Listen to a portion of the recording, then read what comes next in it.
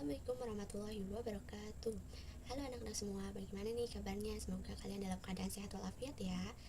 Pertemuan kali ini kita akan membahas mengenai keanekaragaman makhluk hidup, interaksi, dan peranannya di alam. Nah, materi ini berada pada bab 7 SMA semester 1 tahun ajaran 2024-2025. Nah, bab ini akan menjelaskan bagaimana keanekaragaman yang ada di Indonesia. Nah, kalian tahu gak sih apa itu keanekaragaman hayati? Dari namanya saja kita sudah tidak asing mengenal apa itu keanekaragaman hayati. Nah, kata keanekaragaman yaitu suatu jenis yang memiliki beberapa variasi, seperti halnya yang pada gambar yaitu pisang, dimana pisang kita tahu gitu bahwasanya banyak varietas yang terdapat yang kita ketahui, seperti pisang raja, pisang bulu, pisang kepok, dan pisang-pisang lainnya. Nah, selain dari tanaman, kita tahu bahwasanya Indonesia itu mempunyai luas atau bentang alam yang sangat luas. Nah, di sini ada ekosistem yang seperti pada gambar, yaitu ada hutan tropis, hutan tembakau, dan sabana. Nah, sebelum lebih lanjut, tujuan kita mempelajari keanekaragaman hayati ini. Yang pertama yaitu ada mengidentifikasi tingkat keanekaragaman hayati. Yang kedua yaitu mendeskripsikan keanekaragaman hayati Indonesia dan peranannya. Yang ketiga yaitu merumuskan upaya pelestarian keanekaragaman hayati. Yang keempat yaitu mengkelompokkan makhluk hidup dan menganalisis interaksi makhluk hidup dalam ekosistem. Nah, yang pertama yaitu ada keanekaragaman hayati. Nah, yang telah kita singgung di awal bahwasannya keanekaragaman hayati berarti keanekaragaman yang ada pada makhluk hidup, di mana keanekaragaman dapat ditemukan pada tingkatan-tingkatan tertentu seperti gen, spesies, dan ekosistem. Nah, keanekaragaman pada makhluk hidup ini terjadi akibat adanya faktor genetik atau keturunan dan beberapa faktor dari lingkungannya. Nah, di sini keanekaragaman hayati dibagi menjadi beberapa tingkatan. Yang pertama yaitu ada keanekaragaman hayati tingkat gen, di mana keanekaragaman yang ada dalam suatu spesies, contohnya pada pisang susu dan pisang tanduk, meskipun sama-sama pisang tetapi memiliki perbedaan dari segi bentuk, ukuran, rasa, dan lain-lainnya. Nah, hal ini disebut dengan keanekaragaman hayati tingkat gen. Lalu yang kedua yaitu ada keanekaragaman hayati tingkat jenis, di mana keanekaragaman hayati tingkat jenis ini mempunyai spesies, contohnya pada pisang tanduk. Nah, pisang tanduk, pisang emas, dan pisang raja, meskipun tiga-tiganya merupakan tanaman pisang, akan tetapi mereka memiliki asal spesies yang berbeda, di mana masing-masing spesies pisang tersebut memiliki keadaan bentuk, ukuran, dan rasa buah yang berbeda-beda. Nah, yang ketiga yaitu ada keanekaragaman hayati yang terjadi antar ekosistem, di mana hewan yang biasanya hidup di hutan mangrove seperti halnya hewan ikan, burung laut, atau pada ekosistem sabana, di mana wilayah yang didominasi oleh rumput-rumputan, dan hewan yang hidup di dalamnya berupa mamalia yang kecil. Nah, selanjutnya yaitu ada keanekaragaman hayati di Indonesia. Nah, selain keanekaragaman hayati, terdapat di dalamnya yaitu seperti fauna. Fauna di Indonesia terbagi menjadi 3 wilayah, di mana wilayah barat ini terdiri dari Sumatera, Kalimantan, Pulau Jawa, dan pulau-pulau kecil di sekitarnya. Yang kedua yaitu wilayah tengah, di mana wilayah tengah ini terdapat pada daerah Sulawesi dan Nusa Tenggara. Yang ketiga yaitu ada wilayah timur, di mana wilayah timur ini terdapat pada Papua dan pulau-pulau di sekitarnya. Nah, dari 3 jenis wilayah tersebut, di sini ada hewan-hewan yang memiliki ciri dari 3 bagian tersebut, di mana ada ciri-ciri yang sama dengan hewan yang berada pada benua Asia Tenggara hingga disebut dengan hewan asiatis, di mana hewan asiatis ini biasanya berupa mamalia yang berukuran besar dan sedikit cenderung memiliki bulu yang indah, seperti halnya pada gajah, badak, dan orangutan, di mana wilayah-wilayah tersebut wilayah timur. Hewan wilayah timur memiliki ciri-ciri hewan yang berada di benua Australia sehingga disebut dengan hewan australis. Yaitu hewan australis biasanya berupa hewan mamalia yang berukuran kecil, hewan berkantong dan memiliki bulu yang indah. Ciri-ciri peralihan antara hewan asiatis dengan hewan australis, contohnya seperti komodo, anoa, dan malena. Tahu nggak sih manfaat dari keanekaragaman hayati ini? Nah, keanekaragaman hayati ini memiliki manfaat, diantaranya yaitu sebagai kelangsungan hidup. Nah, di mana kelangsungan hidup ini memiliki keanekaragaman hayati bukan hanya memberi manfaat langsung kepada manusia, namun juga sangat penting dalam mempertahankan keberlangsungan dari ekosistem. Nah, sebagai contohnya nih, tadi di awal kita telah menyinggung tentang hutan tropis, di mana hujan hutan tropis ini memiliki keanekaragaman hayati yang begitu tinggi, lebih mendukung untuk kelestarian ekosistem dibanding lebih mendukung untuk kelestarian ekosistem dibanding dengan ekosistem pertanian yang monokultur. Manfaat selanjutnya yaitu untuk kebutuhan primer, di mana kebutuhan primer ini yang sering kita gunakan dalam kehidupan sehari-hari, bukan hanya sebagai kebutuhan primer. Keanekaragaman hayati merupakan sumber pangan, papan, dan sandang kita sebagai obat-obatan, bahan kecantikan, dan ekonomi bagi manusia. Nah, selain itu juga sebagai sumber ilmu pengetahuan dan plasma nutfah dalam pengembangan varietas yang unggul seperti padi Indragiri yang berasal dari varietas lokal yang berumun dan rojo lele. Sampai sini pasti kita tahu bahwasanya keanekaragaman hayati Indonesia yang sangat banyak ini jika tidak dilestarikan maka akan punah. Sebagai salah satu contoh seperti akibat oknum yang tidak bertanggung jawab. Seringkali aktivitas manusia yang bertujuan untuk meningkatkan perekonomian malah mengancam keanekaragaman hayati. Misalnya alih-alih fungsi lahan hutan hujan tropis menjadi perkebunan, pertanian, dan keperluan lainnya.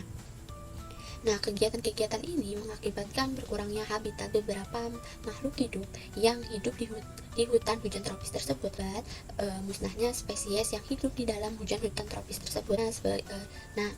Contohnya seperti kegiatan manusia yang mengancam keberangnya keanekaragaman adalah penangkapan satwa yang diperjualbelikan secara ilegal. Nah, bagaimana cara penanganan atas oknum-oknum yang tidak bertanggung jawab ini? Dan salah satunya yaitu berbagai upaya yang telah dilakukan untuk menetapkan dan menjaga pelestarian keanekaragaman hayati seperti hutan lindung, cagar alam, dan taman nasional. Mengatasi kelangkaan tanaman dapat dilakukan perbanyak dengan kultur jaringan, sedangkan mengatasi kelangkaan pada hewan yaitu dapat dilakukan dengan menggunakan teknologi cloning. Nah, pertemuan ini kita telah tahu bagaimana manfaat keanekaragaman hayati, cara melestarikannya, dan selanjutnya yaitu bagaimana sih klasifikasi makhluk hidup ini.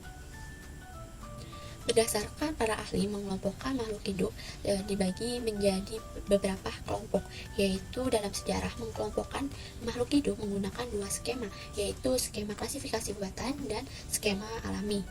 Yang pertama yaitu ada klasifikasi buatan, di mana pada klasifikasi buatan dilakukan dengan cara memilih dengan berbagai ciri-ciri pemersatu terlebih dahulu, baru kemudian mengelompokkan organisme yang sesuai. Contohnya, ketika melakukan pengelompokan dengan ciri pemersatu yang tidaknya memiliki sirip, maka paus akan dikelompokkan dengan jenis ikan. Kelebihan dari klasifikasi ini yaitu mudah untuk dikembangkan dan tidak mudah berubah. Kelemahannya berupa pengelompokan tidak menunjukkan hubungan secara evolusioner.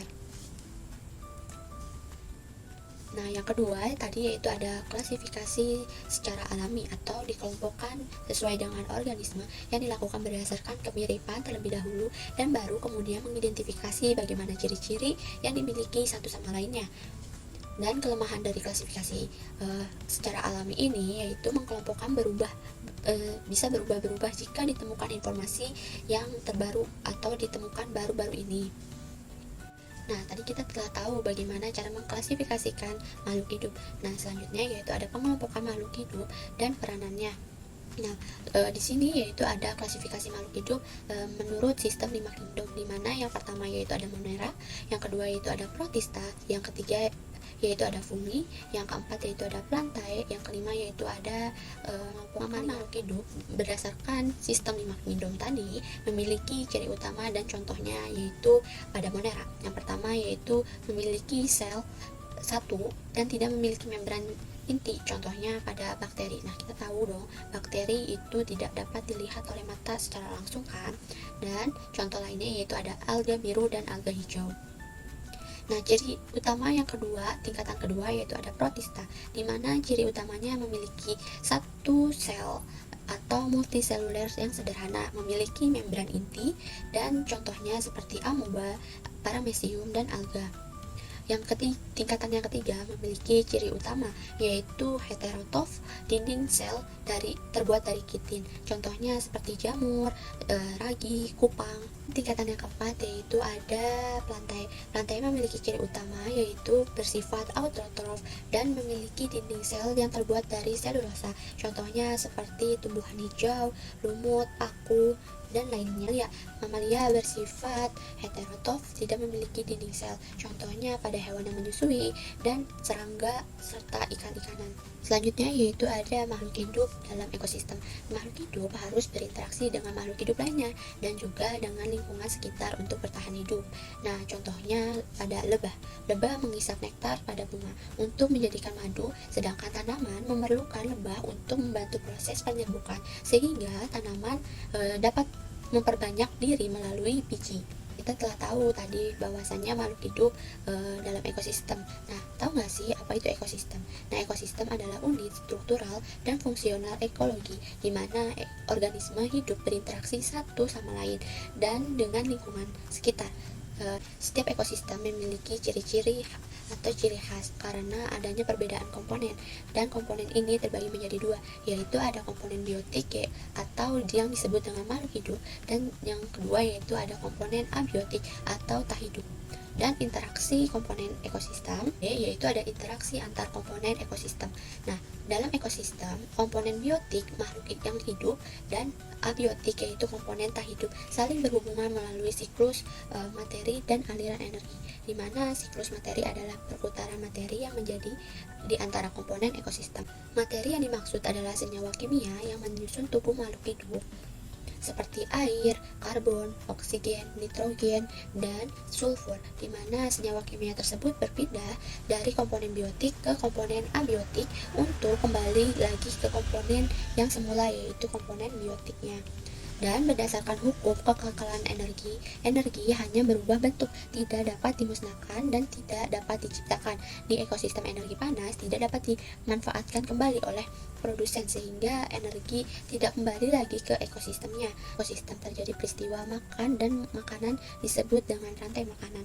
Dan rantai makanan ini saling berkaitan sehingga membentuk namanya yaitu jaring-jaring makanan. Nah, kita tahu jaring-jaring makanan terdiri dari beberapa tingkatan juga, diantaranya yaitu piramida makanan adalah diagram yang menampilkan susunan tingkat topik satu dengan tingkat topik berikutnya berdasarkan jumlah atau massa atau jenis energi pada setiap topiknya.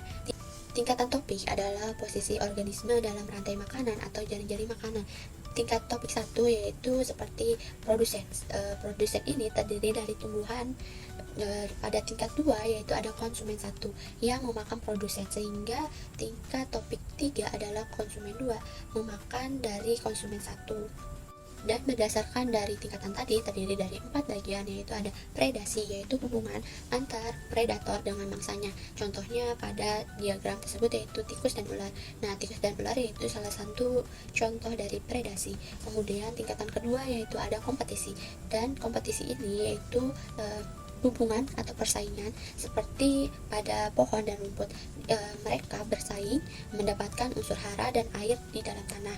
Yang ketiga yaitu ada netral, yaitu hubungan tidak saling mengganggu, contohnya pada interaksi pohon dengan ular.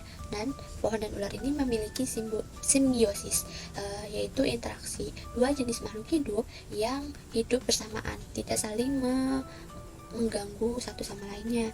Yang keempat, tingkatan keempat yaitu ada antibiosis, yaitu interaksi dua jenis makhluk hidup di mana salah satu makhluk hidup tersebut mengeluarkan racun untuk membunuh makhluk hidup lainnya.